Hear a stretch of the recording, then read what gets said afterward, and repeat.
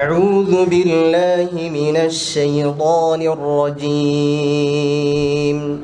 بسم الله الرحمن الرحيم. إن هذا القرآن يهدي للتي هي أقوم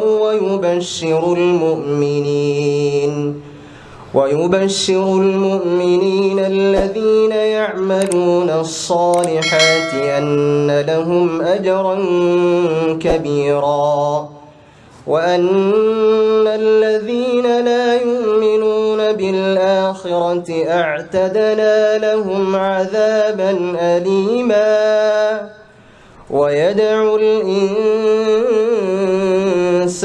بالشر دعاءه بالخير وكان الإنسان عجولا. وجعلنا الليل والنهار آيتين فمحونا